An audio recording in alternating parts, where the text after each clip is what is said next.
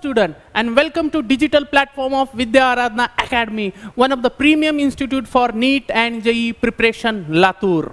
तर विद्या आराधना अकॅडमी घेऊन आली तुमच्यासाठी PYQ series, that is previous year question asked in NEET examination. ही नीट एक्झामिनेशन मध्ये 2016 ते 2020 ह्या कालखंडामध्ये जे प्रश्न विचारलेले आहेत बायोलॉजी मध्ये, त्या क्वेश्चनचं डिस्कशन आपण ह्या PYQ सिरीज मध्ये करत आहोत. आणि त्या क्वेश्चनच्या डिस्कशनमुळे तुम्हाला काय होईल विद्यार्थी मित्रांनो, तुमचं जे नीटचं प्रिपरेशन आहे त्याच्यामध्ये मदत होईल. तर आज मी तुमच्यासाठी टॉपिक घेऊन आलेलो आहे PYQ सिरीज मध्ये chemical coordination and integration.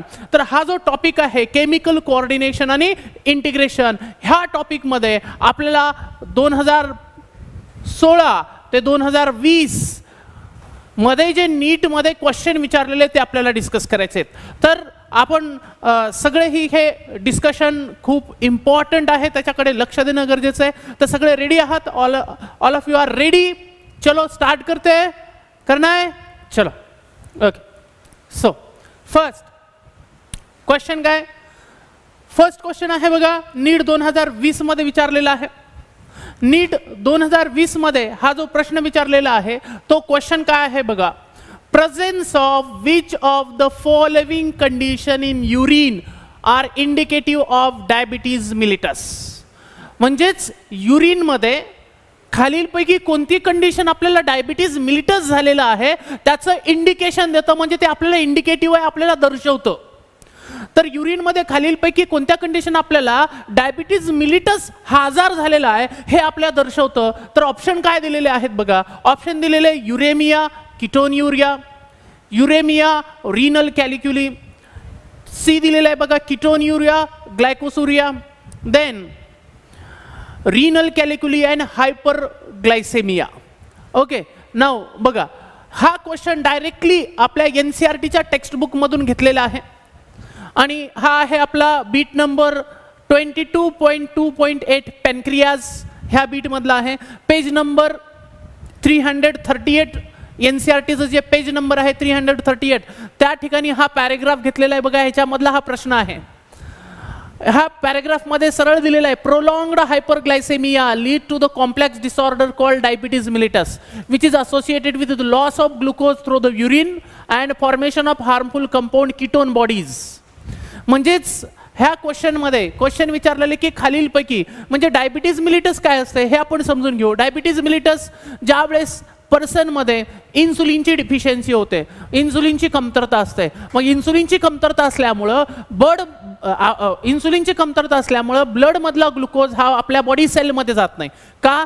Insulin काय करतो, insulin act on hepatocyte cell and adipocyte cell. आपल्या बॉडी मधल्या हिपॅटोसाइड सेलवर, म्हणजे लिव्हर मध्ये जे हिपॅटोसाइड सेल्स असतात त्या हिपॅटोसाइड सेलवर तो ऍक्ट करतो, बॉडी मधल्या ॲडिपोसाइड सेलवर तो ऍक्ट करतो आणि त्यांना सिग्नल देतो की ब्लड मधलं ग्लुकोज घ्या आणि ग्लुकोज घेऊन त्याचं कन्व्हर्जन ग्लायकोजन मध्ये करा. म्हणजे तो ग्लायकोजन फॉर्मेशनला प्रमोट करतो, त्यामुळे ब्लड मधलं ग्लुकोजची लेवल काय होते, कमी होते. हा इन्सुलिनचा रोल आहे. पण जर इन्सुलिन नसला तर काय होईल, ब्लड मधला ग्लुकोज हा सेल्स मध्ये जाईल का, हिपॅटोसाइट मध्ये किंवा ॲडिपोसाइट मध्ये जाणार नाही. मग तो ग्लुकोज कुठं राहील, ब्लड मध्ये राहील. इन्सुलिन नसल्यामुळं रिनल फिल्ट्रेट मध्ये, किडनी मध्ये पण त्याचा काय होणार नाही, रिएब्सॉर्प्शन होणार नाही, तो युरिन मध्ये अपीयर होईल. And appearance of glucose in urine that we call the glycosuria. So glycosuria is the condition of appearance of glucose in urine. कधी deficiency of urine. दुसरं, आपल्या बॉडीमध्ये काय होतं, ग्लुकोजची कमतरता असल्यामुळं ग्लुकोज आपल्या सेलमध्ये जात नाही. सेलमध्ये न गेल्यामुळं आपल्या बॉडीमध्ये जी स्टोअर्ड फॅट असतं त्याचं काय होतं, बर्निंग सुरू होतं आणि फॅटच्या बर्निंग पासून तयार होतात कीटोन बॉडीज. तर आपल्या बॉडीमध्ये कीटोन बॉडीचं प्रमाण सुद्धा काय होतं, वाढायला सुरुवात होते आणि ते कीटोन बॉडीज आपल्या युरिन मध्ये काय होतात, अपीयर होतात. त्याला म्हणतात कीटोन युरिया. म्हणजेच डायबिटीज मिलिटसमध्ये इन्सुलिनचं डिफिशियन झाल्यामुळं ग्लुकोज हा युरिनमध्ये ॲपियर होतो, त्याला म्हणतो आपण ग्लायकोसुरिया, अँड द किटोन बॉडीजचं फॉर्मेशन होतं कारण की ग्लुकोज सेलमध्ये जात नाही आणि त्याच्यामुळं फॅटचं ऑक्सिडेशन होतं, किटोन बॉडीज तयार होतात आणि त्या किटोन बॉडीज ह्या हार्मफुल बॉडीज असतात आणि त्याचं सुद्धा युरिनमध्ये ॲपिअरन्स होतं. So that appearance of ketone in urine that we call ketonuria. So correct option is C की presence of means ketonuria and glycosuria are the two condition that are indicative of diabetes mellitus. कशाचे indicative आहेत? Diabetes मिलिटसचे. समजला पहिला प्रश्न. Okay, next हा question आहे बघा, नीट 2020 मध्येच विचारलेला आहे. क्वेश्चन काय आहे? Match the following column and select the correct column. तर कॉलम ए दिलेला आहे आणि कॉलम बी दिलेला आहे आणि ह्या दोन कॉलम मध्ये आपल्याला काय करायचं आहे? मॅच द पेअरिंग करायची. एका कॉलम मध्ये आपल्या बॉडी मधल्या एंडोक्राइन ग्लँड दिलेले आहेत, दुसऱ्या कॉलम मध्ये त्या ग्लँडच्या रिलेटेड डिसऑर्डर्स दिलेले, ते आपल्याला काय करायचे? मॅच करायचे आहेत. तर बघा, पहिलं आहे पिट्युटरी ग्लँड. तर पिट्युटरी ग्लँडचे रिलेटेड डिसीज कोणती आहे? ग्रेव्स डिसीज ही थायरॉइड ग्लँडची आहे. डायबिटीज मिलिटस हा कशाचा आहे? This is a related with the diabetes mellitus is related with the insulin. आताच डिस्कस केला आपण, म्हणजेच तो रिलेटेड आहे पॅनक्रियाच्या सोबत. डायबिटीज इन्सिडिपस, डायबिटीज इन्सिडिपस हा एडीएचच्या रिलेटेड आहे, अँटी डायुरेटिक हार्मोन. म्हणजे एडीएच हार्मोनचं डिफिशियन्सी झाल्यामुळं आपल्याला डायबिटीज इन्सिडिपस होतं आणि हा एडीएच कोण सिक्रेट कुठं असतो? पोस्टिरियर पिट्युटरी ग्लँडमधून रिलीज केला जातो. ADH is secreted by hypothalamus but store in neurohypophysis part of pituitary gland आणि त्याची जर डिफिशियन्सी झाली तर डायबिटीज इन्सिडिपस होतं. म्हणजे पिट्युटरी ग्लँडची पियर कितव्या सोबत? तिसऱ्या सोबत. असं ऑप्शन कोणता आहे? आपल्याकडे दोन आहे, बी आहे आणि सी आहे. ठीक आहे, पुढे फर्दर जाऊ आपण. थायरॉइड ग्लँड, ग्रेव्स डिसीज ही कशाचे रिलेटेड आहे? Thyroid Gland. ग्रेव्स डिसीजला म्हणतात एक्झो ऑप्थॅल्मिक ग्वायटर.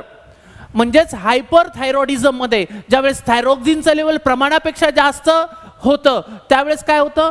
ग्रेव्स डिसीज होते किंवा त्यालाच आपण एक्झो ऑप्थॅल्मिक ग्वायटर असं म्हणतो. मग एक्झो ऑप्थॅल्मिक ग्वायटर किंवा ग्रेव्स डिसीज हे थायरॉक्सिनच्या हायपर सिक्रेशनमुळे, आणि मग हे कशाच्या रिलेटेड आहे? थायरॉइड ग्लँडशी. तर बीचं ऑप्शन काय येईल? फर्स्ट. तर सी मध्ये बघा हे फर्स्ट दिलेलं आहे ऑप्शन. त्याच्यानंतर पुढे पाहू आपण ॲड्रिनल ग्लँड. ॲड्रिनल ग्लँड जी आहे, ॲड्रिनल ग्लँडच्या रिलेटेड कोणती डिसीज आहे? ॲड्रिनल ग्लँडच्या रिलेटेड आहे बघा ॲडिसन डिसीज. ॲड्रिनल कॉर्टॅक्स मधलं जर ॲड्रिनल कॉर्टॅक्सचे जे हार्मोन्स आहेत त्या हार्मोनचं जर अंडर सिक्रेशन झालं तर त्याच्यामुळे ॲडिसन डिसीज होते. So under secretion of hormone of adrenal cortex of adrenal gland causes the Addison disease. So तिसऱ्याचा आन्सर काय असेल? फोर्थ असेल. आणि पॅनक्रियाज, पॅनक्रियाजचं ऑलरेडी सांगितलं की पॅनक्रियाज इन्सुलिन सिक्रेट करतो. इन्सुलिनची डिफिशियन्सी झाली तर ब्लड मधला ग्लुकोज वाढतो आणि त्याच्यामुळे किटोन युरिया, ग्लायकोज युरिया आणि त्या डिसीजला आपण म्हणतो डायबिटीज मिलिटस. म्हणजे त्याचं ऑप्शन आहे डीचं ऑप्शन आहे सेकंड. म्हणजे करेक्ट कोणतं आहे विद्यार्थी मित्रांनो? Answer C. Clear? Okay, next question. Next question आहे बघा नीट 2019 मध्ये विचारलेला. नीट 2019 मध्ये विचारलेला प्रश्न आहे. हा प्रश्न काय आहे बघा, how does the steroid hormone influences the cellular activities. म्हणजेच स्टिरॉइड हार्मोन सेल्युलर ऍक्टिव्हिटीला कसे इन्फ्लुएन्स करतात. म्हणजे हा क्वेश्चन विचारलेला आहे तुमचा मेकॅनिझम ऑफ ऍक्शन ऑफ हार्मोनवर. कशावर विचारलेला आहे? मेकॅनिझम ऑफ ऍक्शन ऑफ हार्मोनवर विचारलेला आहे. मग आपल्याला काय करावं लागेल विद्यार्थी मित्रांनो? Mechanism of action of hormone आणि स्टिरॉइड. आपल्याला माहिती आहे हार्मोन कसे ऍक्ट करतात? सेकंडरी मेसेंजर मॉलिक्यूल बनून. आणि स्टिरॉइड कसे ऍक्ट करतात? सेलच्या आतमध्ये जाऊन. ओके, तर ऑप्शन काय दिलेले बघा. स्टिरॉइड हार्मोनच्या बाबतीत विचारलेलं आहे. स्टिरॉइड हार्मोन म्हणजे स्टिरॉइड हार्मोन सेलमध्ये जातात, जीनला ऍक्टिव्हेट करतात. तर ऑप्शन काय दिलेलं आहे? Using the aquaporin channel as an a secondary messenger. म्हणजे ते ॲक्वापोराइन्सला म्हणजे प्लाझ्मा मेम्ब्रेन मधल्या चॅनल्सला सेकंडरी मॅसेंजर म्हणून यूज करतात. तर हे इनकरेक्ट आहे की स्टिरॉइड हार्मोन मध्ये सेकंडरी मॅसेंजर मॉलिक्यूल नसतात. स्टिरॉइड हार्मोन डायरेक्टली सेलमध्ये पास होऊ शकतात कारण की ते लिपिड सोल्युबल असतात. Changes the permeability of cell membrane नाही. हे पेप्टाइड हार्मोन सेलची मेम्ब्रेनची परमेबिलिटी बदलतात. Binding to the DNA and forming the gene hormone complex. This is a correct. म्हणजेच बघा ही डायग्राम दिलेली, आपल्या डायग्राम NCERT मधली डायग्राम दिलेली, त्याच्यात एक्झाम्पल दिलेलं आहे इस्ट्रोजनचं. इस्ट्रोजन हा स्टिरॉइड हार्मोन आहे आणि स्टिरॉइड हार्मोन असल्यामुळे तो लिपिड सोल्युबल आहे. सेल मेम्ब्रेनला क्रॉस करून तो सेलमध्ये आतमध्ये येतो, आतमध्ये येऊन तो न्यूक्लियसमध्ये जातो, न्यूक्लियसमध्ये असणाऱ्या हार्मोन रिसेप्टरला जाऊन बाइंड होतो आणि स्टिरॉइड हार्मोन रिसेप्टर कॉम्प्लेक्स तयार होतो. आणि हा स्टिरॉइड हार्मोन रिसेप्टर कॉम्प्लेक्स कशावर जाऊन ऍक्ट करतोय? जीनवर. आणि जीनवर ऍक्टिव्हेट करून त्याला ऍक्टिव्हेट करणं किंवा त्याला डिऍक्टिव्हेट करण्याचं काम हा स्टिरॉइड करतो. So it act directly on the gene. So C is the correct. Now next, what is D? Activating the cyclic AMP located on the cell membrane. Cyclic AMP म्हणजे secondary messenger molecule. आपण already सांगितलं की steroid हे secondary Messenger मॉलिक्यूलचा वापर करून काम करत नाहीत. ते डायरेक्टली सेलमध्ये येतात, रिसेप्टर हार्मोन रिसेप्टर कॉम्प्लेक्स तयार करतात आणि डायरेक्टली जीनवर ऍक्ट करतात. त्या जीनला ऍक्टिव्हेट करतील किंवा डिऍक्टिव्हेट करतील. So that is role of steroid. So correct answer is the C. Now next question. पुढचा क्वेश्चन आहे बघा, नीट 2019 मध्ये विचारलेला हा प्रश्न आहे. आणि प्रश्न काय बघा, match the following hormone with their respective disease. म्हणजे हार्मोन, एका कॉलम मध्ये हार्मोन दिलेले आहेत आणि दुसऱ्या कॉलम मध्ये डिसीजेस दिलेले आहेत. त्या हार्मोनच्या रिलेटेड ज्या डिसीजेस आहेत त्या दिलेल्या आहेत. आपल्याला करेक्ट पिअरिंग करायची आहे विद्यार्थी मित्रांनो. तर बघा, पहिलं आहे इन्सुलिन. आताच पाहिलं, इन्सुलिनची डिफिशियन्सी झाली तर काय होतं? डायबिटीज मिलिटस, डोळे झाकून, राईट. तर एचा आन्सर काय येईल? 5th one. सो असे दोन आहे, B आणि D. ओके, पुढे जाऊया आपण. थायरॉक्सिन, आताच पाहिलं, थायरॉक्सिन च्या रिलेटेड कोणती डिसऑर्डर आहे याच्यामध्ये? ॲडिसन ॲड्रिनल ग्लँडची, डायबिटीज इन्सिडिबस पिट्युटरीची, ॲक्रोमेगली अँड देन ग्वायटर. बघा, ॲक्रोमेगली ही पण पिट्युटरीची आहे. मग ग्वायटर कशामुळे होतं? ग्वायटर जे आहे थायरॉक्सिनमुळे होतं. आता सांगितलं आपण, जर कमी सिक्रिशन झालं तर सिंपल ग्वायटर, आणि जर जास्त सिक्रिशन झालं, हायपरथायरॉइडिझम झालं तर एक्झॉप्थॅल्मिक ग्वायटर, ग्रेव्स डिसीज. म्हणजेच ग्वायटर हे कन्फर्म आहे. सो थायरॉक्सिनचं काय येईल? ग्वायटर. म्हणजेच बीचं येईल 4. सो बघा, हां, so D option will be there. तरी बघूया आपण. कॉर्टिकॉइड कोण सिक्रेट करतं? Adrenal gland. आणि ॲड्रिनल ग्लँडच्या कॉर्टिकॉइडचं अंडर सिक्रेशन झालं तर काय होतं? Addison disease. So here is a first option. So that is a first option. And last, growth hormone. GH hormone हे पिट्युटरी ग्लँडचं हार्मोन आहे आणि ग्रोथ हार्मोनमुळे काय होतं? ग्रोथ हार्मोनमुळे होतं acromegaly. So D answer is a correct. So इन्सुलिनमुळे होईल डायबिटीज मिलिटस, थायरॉक्सिनमुळे होईल ग्वायटर, कॉर्टिकॉइडमुळे च्या अंडर सिक्रेशनमुळे होईल ॲडिसन डिसीज आणि ग्रोथ हार्मोनमुळे होते acromegaly. Right. So answer is a D. Now next question आहे बघा, नीट 2018 मध्ये विचारलेला सिंपल क्वेश्चन आहे. Okay, which of the following hormone can play a significant role in osteoporosis. म्हणजे खालीलपैकी जे हार्मोन आहेत, कोणता ग्रुप ऑफ हार्मोन आहे तो ऑस्टिओफोरोसिस मध्ये रोल परफॉर्म करतो? आता आपल्याला पहिलं समजून घेणं की ऑस्टिओफोरोसिस मध्ये काय होतं. ऑस्टिओफोरोसिस मध्ये युजली आपण जे सांगतो बोनची डेन्सिटी कमी होते, बोन मास कमी होतं. आता बोनची डेन्सिटी, बोन मास कमी होणं म्हणजे त्याच्यावरचा कॅल्शियम फॉस्फेट निघून जाणं, म्हणजेच बोनचं डिकॅल्सिफिकेशन होणं, बोनचं डिमिनरलायझेशन होणं. राईट. सो डिमिनरलायझेशन, बोनचं होणं, दॅट वी कॉल्ड द, त्याच्यामुळं बोनचं डेन्सिटी कमी होईल. बोनची डेन्सिटी कोण मेंटेन ठेवतं ते आपल्याला शोधायचं आहे. So which of the following can play a significant role in osteoporosis. तर बघा, याच्यामध्ये दिलेलं आहे अल्डेस्टेरॉन अँड प्रोलॅक्टिन. आता बघा, अल्डेस्टेरॉन अँड प्रोलॅक्टिनचा कॅल्शियमच्या रिलेटेड रोल नाही. Progesterone and aldosterone no role with the calcium और what we called as a bone density. Oestrogen आणि पॅराथायरॉइड हार्मोन हे करेक्ट आहे.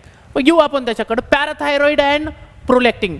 आता पॅराथायरॉइड आहे पण प्रोलॅक्टिन नाही. आता ह्या इस्ट्रोजनचा आणि पॅराथायरॉइड हार्मोनचा ऑस्टिओफोरोसिसची काय रोल आहे हे आपल्याला समजून घेणं गरजेचं आहे. बघा, आपण जर पाहिलं की बोनमध्ये 2 इम्पॉर्टंट सेल असतात. एक असतं बघा, म्हणजे त्याच्यामध्ये डिफरंट टाइप ऑफ सेल्स आहे. एक ऑस्टिओजेनिक सेल आहे, ऑस्टिओब्लास्ट सेल आहे, ऑस्टिओक्लास्ट सेल आहे. असे वेगवेगळे टाईपचे सेल्स असतात. आता म्हणजेच ऑस्टिओजेनिक सेल, ऑस्टिओब्लास्ट सेल, ऑस्टिओक्लास्ट सेल आणि ऑस्टिओसाइट सेल असे 4 वेगवेगळे टाईपचे सेल्स असतात कशामध्ये, बोनमध्ये. स्ट्रक्चर ऑफ बोनमध्ये तुम्ही पाहिलेलं आहे. पण त्याच्यापैकी 2 इम्पॉर्टंट आहे, एक ऑस्टिओब्लास्ट आणि दुसरा आहे ऑस्टिओक्लास्ट. ऑस्टिओब्लास्ट बोन फॉर्मिंग सेल म्हणतो आपण त्याला, तो जो बोन बनवत असतो. आणि ऑस्टिओक्लास्ट सेल काय करतो, बोन तयार करत असताना बोनचं जर डायमीटर वगैरे बदललं, त्याचा शेप बदलला तर त्या बोनला डिस्ट्रॉय करण्याचं काम करतो. म्हणजे बोनमध्ये जर एक्सेस ऑफ पार्ट तयार झाला असेल तर त्याला काढण्याचं काम करतो. आता सिम्पली आहे, जर बोन तयार करायचं असेल तर बोन तयार करण्यासाठी कॅल्शियम फॉस्फेट लागेल. म्हणजेच काय करतो, ऑस्टिओब्लास्ट सेल ब्लड मधून कॅल्शियम घेतो आणि बोनवर टाकतो आणि त्याच्यापासून बोन बनवतो. आणि तो बोन बनवत असताना जर एखादा पार्ट एक्सेस मध्ये तयार झाला तर त्याला डिस्ट्रॉय करावं लागेल. मग त्याला डिस्ट्रॉय करण्यासाठी कोण, ऑस्टिओक्लास्ट सेल. मग बोनला एक्सेस ऑफ बोन झालेले त्याला डिस्ट्रॉय करणं म्हणजे कॅल्शियम रिलीज करणं. मग कॅल्शियम रिलीज करण्याचं काम करेल ऑस्टिओक्लास्ट. म्हणजेच ऑस्टिओब्लास्ट आणि ऑस्टिओक्लास्ट. ऑस्टिओब्लास्ट आणि ऑस्टिओक्लास्ट हे 2 सेल्सच्या बॅलन्समुळं, त्या 2च्या बॅलन्स्ड ऍक्टिव्हमुळं बोनची डेन्सिटी मेंटेन राहते. बोनची डेन्सिटी काय राहते, मेंटेन राहते आणि बोनची ग्रोथ होत असते. हे जे बोन आहेत ते कुणाला रिस्पॉन्स करतात, they response to the hormone like oestrogen. Oestrogen काय करतं, इस्ट्रोजन हे ऑस्टिओब्लास्ट सेलला आणि ऑस्टिओक्लास्ट सेलला सिग्नल देत असतं. ऑस्टिओब्लास्ट सेलला सिग्नल देत असतं कॅल्सिफिकेशन करा, मिनरलायझेशन करा, बोनची ग्रोथ करा. बोनची ग्रोथ आणि डेव्हलपमेंट झालं पाहिजे, त्याचा नॉर्मल शेप आणि साईज राहिला पाहिजे. हे इस्ट्रोजन कुणाला सांगतो, ऑस्टिओब्लास्ट सेलला, बोन फॉर्मिंग सेलला. त्याच वेळेस ते काय करतं, ऑस्टिओक्लास्ट सेलला सिग्नल देतं की काय करा, बोनचा शेप जर बिघडलेला असेल तर त्या शेपला नॉर्मल करा. त्या शेपला काय करा, नॉर्मल करा. मग हे नॉर्मल ठेवण्याचं काम कोण करतं, ऑस्टिओक्लास्ट सेल. आणि ह्याला सिग्नल कोण देतं, इस्ट्रोजन.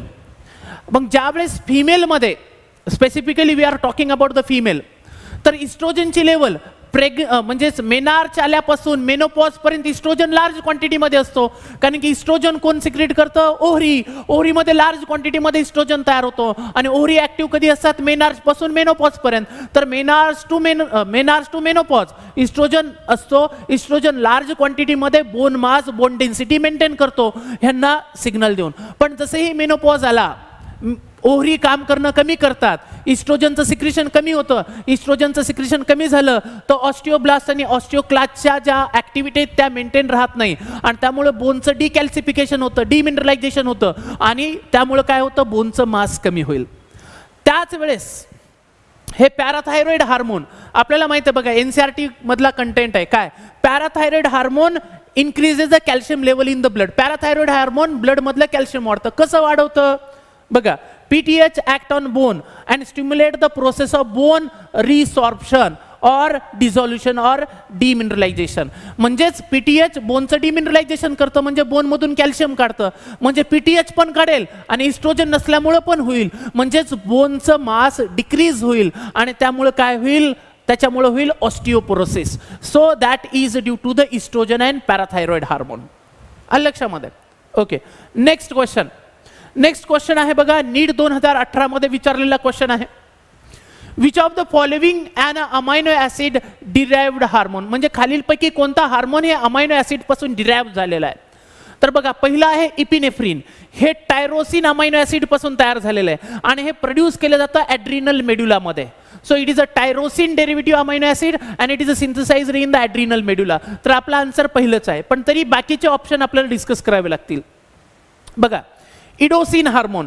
इडोसिन हार्मोन हे ह्युमन बिंग मध्ये नसतं, हे इन्सेक्ट मध्ये असतं आणि त्याचा रोल जो आहे मोल्टिंग आहे. कॉकरोच मध्ये पाहिलं असेल बघा, कॉकरोच काय करतो, मोल्टिंग खाली जातो आणि प्रत्येक मोल्टिंग मध्ये त्याची जी स्किन आहे, ते जे एक्झोस्केलेटन आहे ते शेड ऑफ करतो, त्याला आपण मोल्टिंग असं म्हणतो, जे की इन्सेक्ट मध्ये, ऑर्थोपोडामध्ये खूप कॉमन आहे. मग ते मोल्टिंगच्या प्रोसेसला कंट्रोल करणारं जे हार्मोन आहे एडोसिन, that is a steroid hormone. आपल्याला काय विचारलेले, अमायनो ऍसिड, पेप्टाइड हार्मोन विचारलेले. ते एडोसिन हे स्टिरॉइड हार्मोन आहे, control the moulting in insect, त्यामुळे त्याचा प्रश्न येत नाही. त्याच्यानंतर बघा, इस्ट्रॅडोल आणि इस्ट्रोल. आता इस्ट्रॅडोल आणि इस्ट्रोल याच्या बाबतीत खूप इम्पॉर्टंट इन्फॉर्मेशन आहे. इस्ट्रॅडोल आणि इस्ट्रोल हे जे 2 हार्मोन्स आहेत, they are commonly known as a oestrogen hormone. म्हणजेच हे इस्ट्रोजन फॅमिलीचे हार्मोन्स आहेत. They are naturally occurring in female, and we know that these estrogen, that is estradiol and estrol, they are steroid hormone. आता हे estradiol कुठं दिलेलं बघा, chemical control and coordination मध्ये mechanism of action of hormones ची जी diagram आहे त्या डायग्रामच्या वरच्या पॅरेग्राफ मध्ये इस्ट्राडोल दिलेलं आहे. हे एनसीईआरटीच्या बाहेरचं नाही, जाणून बुजून मी हा मॅटर त्याच्यामुळे घेतलेला आहे. Estradiol and estriol are the two different type of estrogen present in female. They are naturally occurring आणि ते कसे असणार आहे, स्टिरॉइड असणार आहे. म्हणजे इस्ट्रोल पण स्टिरॉइड, इस्ट्राडोल पण स्टिरॉइड, इडोसोन पण काय स्टिरॉइड. फक्त इपिनेफ्रिन जो आहे तो टायरोसिन अमायनो ऍसिड डेरिव्हेटिव्ह आहे, ॲड्रिनल मेड्युला पासून डिराईव्ह होतो. मग याचा आन्सर असणार आहे first. Okay, now next question. Next question आहे बघा, नीट 2017 मध्ये विचारलेला प्रश्न आहे. GnRH, that is gonadotropin releasing hormone, hypothalamic hormone, हायपोथॅलॅमसचा हार्मोन आहे, करेक्ट आहे. नीड इन रिप्रोडक्शन, रिप्रोडक्शन मध्ये याची गरज पडते. ऍक्ट ऑन म्हणजे हायपोथॅलॅमस एक हार्मोन सिक्रेट करते ज्याला म्हणतो गोनॅडोट्रोपिन रिलीजिंग हार्मोन, जे आपल्याला रिप्रोडक्शन मध्ये लागतं. मग या हायपोथॅलॅमसचं गोनॅडोट्रोपिन रिलीजिंग हार्मोन हे कशावर ऍक्ट करतं असं विचारलेलं आहे. आपल्याला माहिती आहे gonadotropin releasing hormone act on pituitary gland, आणि पिट्युटरी ग्लँडला सिग्नल देईल गोनॅडोट्रोपिन हार्मोन रिलीज करा. आपल्याकडे दोन गोनॅडोट्रोपिन हार्मोन्स आहे, एक FSH आणि LH. मग हे FSH आणि LH ला सिक्रीट करण्याचे सिग्नल देतं कोण, हायपोथॅलॅमस. कशा थ्रो, गोनॅडोट्रोपिन रिलीजिंग हार्मोन थ्रो. आणि हे कोण सिक्रीट करतं, अँटीरियर पिट्युटरी. तर बघू काय ऑप्शन दिलेले आहेत. It acts on anterior pituitary gland and stimulate the secretion of LH आणि FSH. म्हणजे पहिलं ऑप्शन बरोबर आहे. पोस्टिरियर पिट्युटरी आपल्याला माहित आहे, LH आणि FSH कोण सिक्रीट करतं, अँटीरियर पिट्युटरी, ज्याला आपण ॲडिनो हायपोफायसिस असं म्हणतो. ओके, पोस्टिरियर पिट्युटरी प्रश्नच नाही. Anterior pituitary gland and stimulate the secretion of oxytocin. Anterior pituitary oxytocin secrete करत नाही आणि ते ऑक्सिटोसिन सिक्रेट करण्याचे सिग्नल पण देत नाहीत. म्हणजेच पहिलं ऑप्शन आहे की gonadotropin releasing hormone secreted by hypothalamus which is needed in reproduction act on anterior pituitary gland and stimulate the pituitary gland to release the gonadotropin hormone that is FSH and LH. Next question. Next question आहे बघा, NEET 2017 मध्ये विचारलेला, बोनच्या याच्या रिलेटेडच आहे. आता आपण जसं पाहिलं तर बघा, hyper secretion of growth hormone in adults. म्हणजे ग्रोथ हार्मोनचं, GH हार्मोनचं जर हायपर सिक्रेशन झालं म्हणजे प्रमाणापेक्षा जास्त जर त्याचं सिक्रेशन झालं, hyper secretion of growth hormone in adults does not causes further increase in the height because. म्हणजे बघा आपल्याला माहित आहे पिट्युटरी ग्लँड काय करते, ग्रोथ हार्मोन रिलीज करते. आणि ग्रोथ हार्मोन कशासाठी रिलीज करते, आपल्या बॉडीची ग्रोथ होण्यासाठी. आपल्या बॉडीची ग्रोथ म्हणजे मसल आणि स्केलेटल सिस्टीमची, स्केलेटल सिस्टीमची लेंथ वाढणे, त्याचं डायमीटर वाढणं म्हणजे त्याची ग्रोथ होणे. बोनची ग्रोथ करावी लागेल. बोनची ग्रोथ कोण करतं तेच आपल्याला बघायचं. तर हे म्हणायचंय की जर हायपर सिक्रेशन झालं तर ह्या नॉर्मल ग्रोथ हार्मोनचा रोल आहे. पण जर ग्रोथ हार्मोन ॲडल्ट मध्ये, म्हणजे ॲडल्ट म्हणजे ग्रोथ होऊन गेलेली आहे, आपली बर्थ झाली, बर्थ झाल्यानंतर आपण ॲडल्टसंट पिरियड मधून गेलो, ॲडल्ट झालो, आता मी ॲडल्ट आहे. आता माझ्या जर ह्या वयामध्ये एक्सेसिव्ह GHचं सिक्रेशन झालं तर माझे स्केलेटल सिस्टीम त्याला काय करणार नाही, काही बोन्स लॉंगर बोन रिस्पॉन्ड करणार नाही. का करणार नाही, कारण की ग्रोथ संपलेली आहे. ग्रोथ का संपलेली त्याचं रिझन आपल्याला शोधायचं आहे. बघा आपण काय शोधणार आहोत त्याच्यामध्ये, बघा hyper secretion of growth hormone in adult does not causes the further growth. ॲडल्टमध्ये ग्रोथ झालेली असते, पण जर आपण एक्सेसिव्ह ग्रोथ हार्मोन दिलं तर ते ग्रोथ का होत नाही त्याचं कारण शोधायचं आहे. काय दिलेलं आहे, epiphyseal plate close after adultness, that is correct. Epiphyseal plate. आता इपिफायसियल प्लेट काय असते बघा, आपले जे लॉंग बोन्स असतात, लॉंग बोन्स मध्ये बघा हे लॉंग बोन दाखवलेले आपण, ह्या लॉंग बोन मध्ये हा मधला जो पार्ट असतो त्याला म्हणतो आपण डायफायसिस, आणि जी एंडिंग असते त्याला म्हणतो आपण इपिफायसिस. तर बघा इपिफायसिस आणि डायफायसिस मध्ये बघा, हा इपिफायसिस आणि हा डायफिस मध्ये एक प्लेट प्रेझेंट आहे, त्याला नाव पण दिलेलं आहे इपिफायसियल प्लेट. काय नाव दिलेलं आहे, इपिफायसियल प्लेट. ही जी इपिफायसियल प्लेट असते ती दोन्ही डिरेक्शन मध्ये अशी ग्रो होत असते, इनर अँड आउटवर्ड, राईट. आणि त्यामुळे बोनची ग्रोथ काय होते बघा, ही इपिफायसियल ग्रोथ नवीन बोनचे पार्ट बनवतं आणि ह्या बोनची ग्रोथ होत असते. आपला हात छोटा असतो, नंतर हा लंबा होतो. का, कारण की ह्या इपिफायसियल प्लेटमुळं. ही इपिफायसियल प्लेट ग्रो का करू शकते? Because it is made up of hyaline cartilage. आणि जसं जसं आपण ॲडल्ट होतो हे हायलाईन कार्टिलेजचं ऑसोफिकेशन होतं. म्हणजे हायलाईन कार्टिलेज म्हणजेच ही हायलाईन कार्टिलेजची प्लेट आहे. हायलाईन कार्टिलेज असल्यामुळं त्याच्यामध्ये ग्रोथ होत राहते, बोनची लेंथ वाढत असते. पण ज्यावेळेस आपण ॲडल्ट होतो ही जी इपिफायसियल प्लेट आहे ती इपिफायसियल प्लेट त्याचं कॅल्सिफिकेशन होतं, ती ऑसिफाईड होते. What? It get ossified in the adult. ॲडल्टमध्ये ती ऑसिफाईड होते आणि त्या इपिफायसियल प्लेटमुळं बोनची ग्रोथ जी होत असते ती थांबते ऑसिफिकेशन झाल्यामुळं, कॅल्शियमचं डिपॉझिशन झाल्यामुळं. आणि त्यामुळं ती काय होते, ॲडल्टमध्ये ती बंद होते आणि तिथं फक्त एक लाईन राहते, इपिफायसियल लाईन राहते. ही इपिफायसियल प्लेट आहे, नंतर फक्त एक लाईन राहते इपिफायसियल लाईन. कारण की ती इपिफायसियल प्लेटमध्ये ऑसिफिकेशन झालेलं असतं आणि इपिफायसियल लाईन झालेली असते आणि ती इपिफायसियल प्लेट बंद झालेली असते. त्याच्यामुळं बोनची ग्रोथ होत नाही. त्यामुळे कितीही ग्रोथ हार्मोन आपण दिलं तरी बोन फर्दर इलॉंगेट होणार नाही, कारण की एपिफायसियल प्लेटचं ऑसिफिकेशन झालेलं आहे, तिची ग्रोथ होऊ शकत नाही, त्याचं कॅल्सिफिकेशन झालेलं आहे. Now once lose their sensitivity to growth hormone in adult. Muscle fibre do not grow in size after the birth. Growth hormone become inactive. Growth hormone inactive होतं. तर ह्याच्यामध्ये सर्वात ॲप्रोप्रिएट आन्सर आहे फर्स्ट, की इपिफायसियल plate adult फेजमध्ये जाऊन close होते आणि इपिफायसियल प्लेट जी की हायलाईन कार्टिलेजची असते तिच्यामुळं बोनची ग्रोथ पॉसिबल असते आणि ती इपिफायसियल प्लेटमध्ये कॅल्सिफिकेशन होतं, तिच्यामध्ये ऑसिफिकेशन होतं, हायलाईन कार्टिलेज बिकम कॅल्सिफाईड आणि फक्त एक काय राहतं, एक what we called as an epiphyseal प्लेटच्या ऐवजी what we called epiphyseal line राहते. सो फक्त एवढंच लक्षात ठेवा, इपिफायसियल प्लेटचं ऑसिफिकेशन झाल्यामुळं कन्वर्जन होतं इपिफायसियल लाईनमध्ये आणि इपिफायसियल प्लेट ऑसिफाईड झाल्यामुळं ती ग्रोथ हार्मोनला रिस्पॉन्ड करत नाही, म्हणून बोनची ग्रोथ होत नाही. बोनची ग्रोथ न झाल्यामुळं ॲडल्ट फेजमध्ये कितीही तुम्ही एडीएच दिलं, ग्रोथ हार्मोन जरी दिलं तरी फर्दर हाईट इन्क्रीज होत नाही. So first answer is a correct. Then next question आहे बघा, नीट 2017 मध्ये विचारलेला. A temporary endocrine gland in human body is. म्हणजे ह्युमन बॉडी मधली टेम्पररी एंडोक्राइन ग्लँड कोणती आहे? टेम्पररी एंडोक्राइन ग्लँड बघा, ऑप्शन दिलेले कॉर्पस कार्डिकम. आता कॉर्पस कार्डिकम जे आहे ते ह्युमन बिईंगमध्ये नसतं, कॉर्पस कार्डिकम हे इन्सेक्टमध्ये आहे. त्यामुळं इथं प्रश्नच विचारलेला आहे ह्युमन बॉडीचा. कॉर्पस कार्डिकम हे इन्सेक्टमध्ये असतं. It is a present immediately behind the brain and it has an त्याच्यामध्ये आपला हायपोथॅलॅमस जसं आहे, आपलं न्यूरो हायपोथॅलॅमस कसं न्यूरो हायपोफायसिसला कनेक्टेड आहे, तसंच ब्रेनचे न्यूरो सिक्रेटरी न्यूरॉनचे एक्झॉनेट त्याच्यामध्ये असतात, त्याचे स्वतःचे न्यूरो सिक्रेटरी सेल असतात. आणि हे जे कॉर्पस कार्डिकम जे आहे, जे इन्सेक्टमध्ये प्रेझेंट असतं, ते स्वतःचे हार्मोन सिक्रेट करतं. So corpus cordicum is not present in human being, and this question is related with the human body. Corpus cordicum is a part of the insect. It is an endocrine gland of the insect. Now corpus luteum, it is a human part. Human फिमेलच्या ओव्हरीमध्ये mature Graafian follicle rupture झाला की त्याचं conversion corpus luteum मध्ये होतं आणि corpus luteum काय secrete करतो? इस्ट्रोजन. आणि कॉर्पस ल्युटियम कधीपर्यंत राहतो? जर फर्टिलायझेशन झालं तर कॉर्पस ल्युटियम मेंटेन राहतो. तो प्रोजेस्टेरॉन, इस्ट्रोजन हे हार्मोन सिक्रीट करत राहतो प्रेग्नन्सी मेंटेन करण्यासाठी.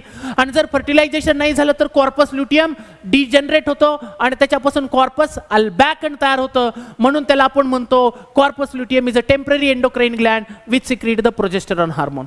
देन कॉर्पस अलाटम हे सुद्धा ह्युमन बॉडीचा पार्ट नाही.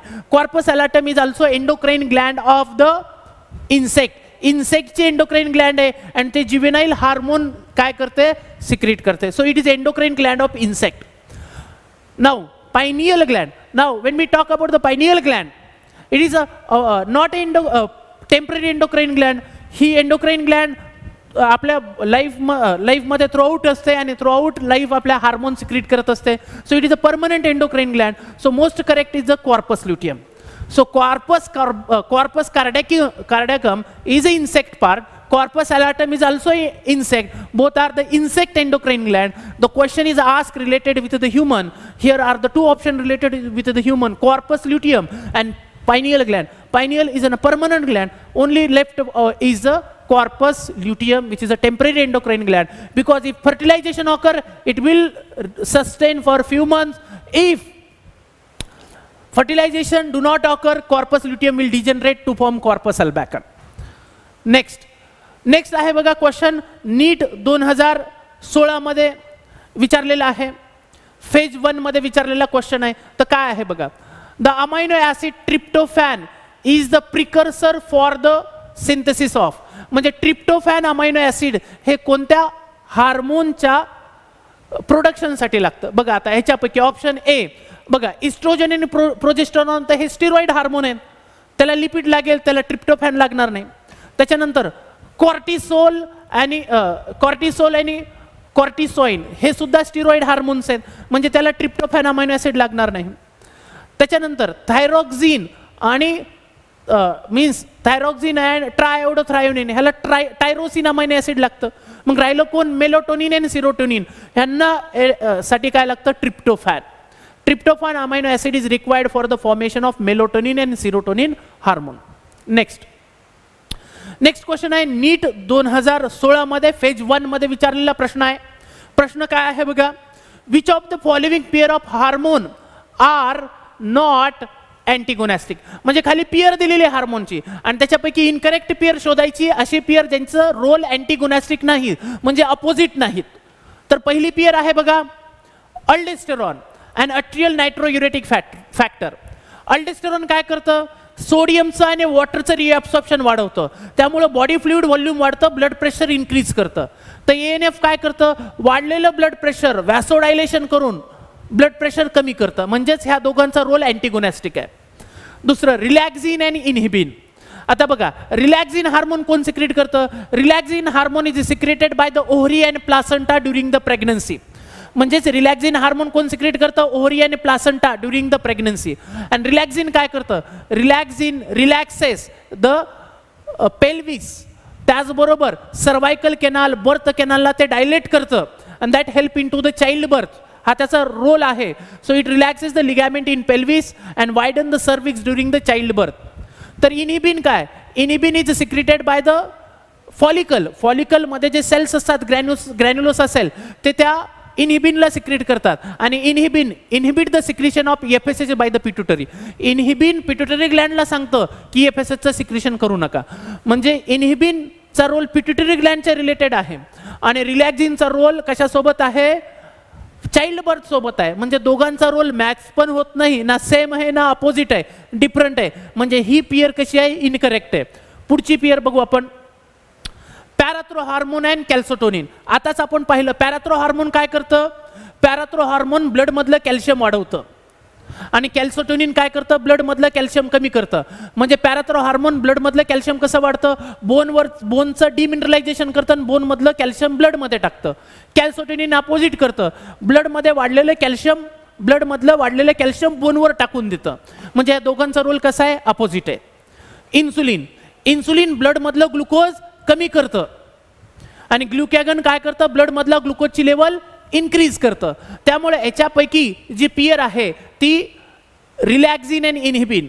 ओके, नाउ नेक्स्ट क्वेश्चन आहे बघा, नीट 2016च्या सेकंड फेज मध्ये विचारलेला, name the peptide hormone which act mainly on hepatocyte. म्हणजे खालीलपैकी कोणता हार्मोन हे हिपॅटोसाइट सेलवर ऍक्ट करतं, and adipocyte and enhances the cellular glucose uptake and utilization. म्हणजेच ब्लड मधलं ग्लुकोज घेण्यासाठी हिपॅटोसाइटला आणि ॲडिपोसाइटला कोणतं हार्मोन सिग्नल देतं आणि ते आपल्याला माहिती आहे कोण देतं, इन्सुलिन. हे सांगण्याची पण गरज नाही, आपण ऑलरेडी सांगितलेलं. Okay, now next question is, NEET 2016च्या सेकंड फेज मध्ये विचारलेला क्वेश्चन आहे, the posterior pituitary gland is not a true endocrine gland because.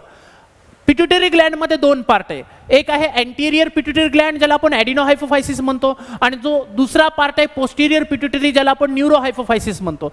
न्यूरोहायपोफायसिस is not a true endocrine gland. तिला ट्रू एंडोक्राइन ग्लँड नाहीत म्हणत. का म्हणत नाही, त्याचं कारण काय आहे, तो ऑप्शन काय दिलेले बघा, it is a provided with the duct. त्याला डक्ट असते, तर डक्टचा आणि त्याचा काही संबंध नाही, त्याच्यामध्ये डक्ट नसतेच. Only store and release the hormone. That is correct. की न्यूरोहायपोफायसिसमध्ये हायपोथॅलॅमसचे एडीएच आणि ऑक्सिटोसिन हार्मोन स्टोअर केले जातात आणि रिलीज केले जातात. आपण म्हणू शकतो हे गोडाऊन आहे, गोडाऊनमध्ये ठेवले जातात आणि तिथून बाहेर काढले जातात. So it is what we call the it only stores and release the hormone. It do not secrete the any hormone. It is under the regulation of hypothalamus. Entire pituitary gland हायपोथॅलॅमसच्या regulation खाली असते, anterior पण आणि posterior मुळे. त्यामुळे हे third option होत नाही. आणि it secrete the enzyme. Enzyme जर सिक्रीट केले असतात तर ती एक्झोक्राइन ग्लँड आली असते. तर most correct is the second, की न्यूरोहायपोफायसिस कोणतंही हार्मोन सिक्रीट करत नाही, तो हायपोथॅलॅमसचं एडीएच आणि ऑक्सिटोसिन हार्मोन स्टोअर करतो आणि तिथून रिलीज करतो, म्हणून ते ट्रू एंडोक्राइन ग्लँड नाही. नेक्स्ट क्वेश्चन आहे बघा, नीट 2016च्या सेकंड फेज मध्ये विचारलेला. Graves disease is caused due to. Graves disease आपण ऑलरेडी डिस्कस केले. ग्रेव्स डिसीज म्हणजे एक्झो ऑप्थॅल्मिक ग्वायटर, जी कशामुळे होते? हायपर सिक्रिशन ऑफ थायरॉक्सिन मुळे, हायपर थायरॉइडिझम मुळे. तर ऑप्शन तेच दिलेले आहेत बघा, विचारलेलं आहे की Graves disease is caused due to. तर बघा हे ग्रेव्स डिसीजचे सिम्पटम्स आहेत, राईट. बल्जिंग ऑफ आयबॉल्स, म्हणूनच त्याला आपण काय म्हणतो? Exophthalmic goitre. It is caused due to the hyperthyroidism. Hyperthyroidism म्हणजे इन्क्रीज सिक्रिशन ऑफ थायरॉक्सिन मुळे. सो हायपोसिक्रिशन नाही, hyper secretion of thyroid gland. So second is a correct. Adrenal ग्लँडचा संबंध येत नाही. तर अशा पद्धतीने विद्यार्थी मित्रांनो, neural chemical control and coordination ह्या टॉपिकवर नीट 2016 ते नीट 2020 पर्यंत जे क्वेश्चन होते ते आपण डिटेलमध्ये ह्या PYQ सिरीजमध्ये डिस्कस केलेले आहे. आणि हा जो व्हिडिओ आहे तो विद्या आराधना अकॅडमी तुमच्यासाठी घेऊन आली होती, तुमच्या नीटचं प्रिपरेशनमध्ये आणखीन तुमची स्ट्रेंथ वाढवण्यासाठी, तुमचा फोकस वाढवण्यासाठी, तुम्हाला हेल्प करण्यासाठी, तुम्हाला सक्सेस मिळवून देण्यासाठी. ओके. आणि आपण ह्या सेशनमध्ये आज इथेच थांबूया आणि तुमच्या फर्दर प्रिपरेशनसाठी, पुढच्या एक्झामिनेशनसाठी बेस्ट ऑफ लक. थँक्यू.